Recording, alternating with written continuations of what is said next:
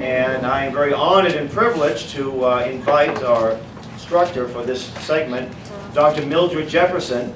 Dr. Mildred Jefferson, I like to say, is a pioneer in the Right to Life movement.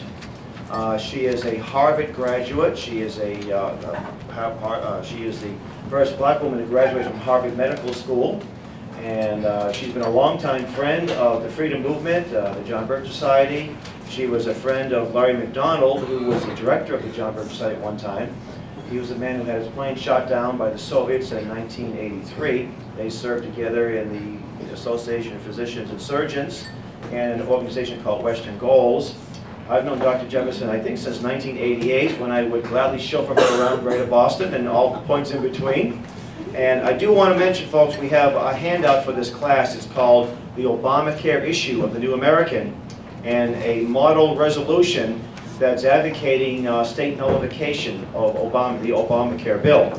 And I'm going to put these over here on the table, and the real activists are the ones that are going to take these things. How many are you going to take, you activists? You're going to just take one? Oh, I already have one. I've already read it. No, you're going to take a couple. What are you going to do with it? Give them maybe your doctor, maybe somebody in your family, maybe someone who knows a doctor or what have you. Tomorrow, we're going to be visiting, some of us will visit a hospital, Peterborough Hospital, and we're going to see how open-minded that hospital is. We're going to distribute them for the doctors there. So let's give a nice warm hand to Dr. Mildred Jefferson.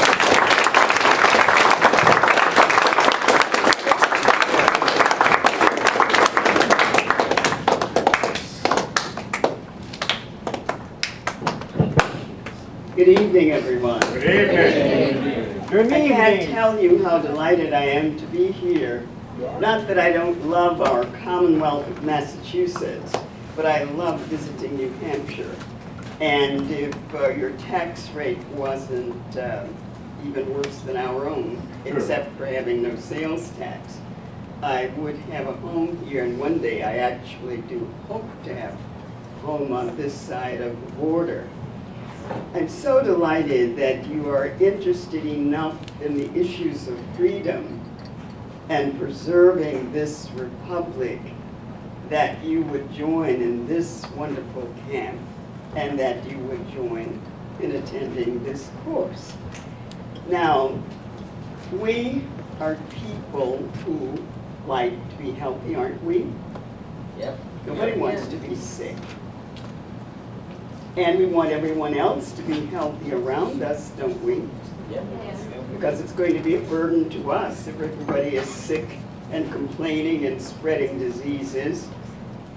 Who would in their right minds consider that those of us who do not want to have our lives run by a healthcare system or a government want people to die of medical neglect in the streets?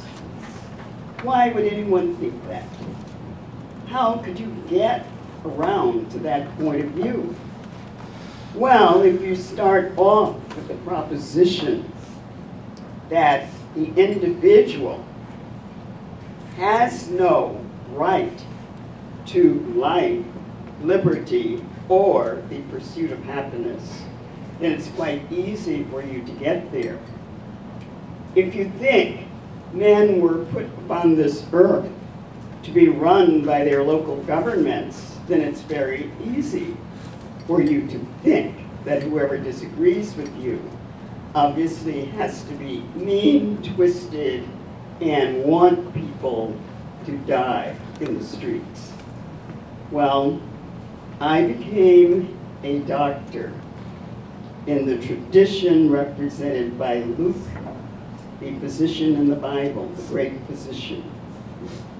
And I have spent my life trying to become an effective physician because I wanted to participate in helping to build my society and protect the future of my country by providing for its healthcare needs and for the needs of its people. But at no point would I be willing to give up the role of doctor as healer to become the new social executioner. And if you read,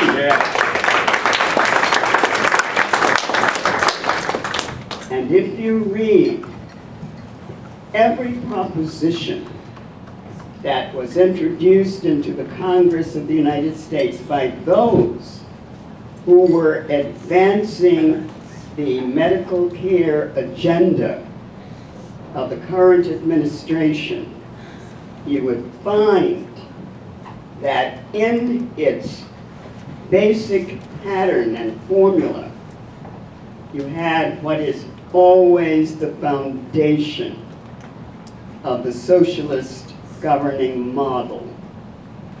You take control of the people by controlling the healthcare system. That's one distinguishing feature of the isms. It is not the individual concern for the individual and his or her rights, but the rights of the state that apply to that individual organism. My whole concern as a doctor in our free country is that we should not have to give up our basic liberties and freedoms to have access to medical care. I do not believe that there's anything so intrinsic in the fact of medical care, without regard to the quality of that care, that makes it worth that high price. So that when someone comes forward who is telling me how progressive they are, and they are presenting me a model which has been put into implementation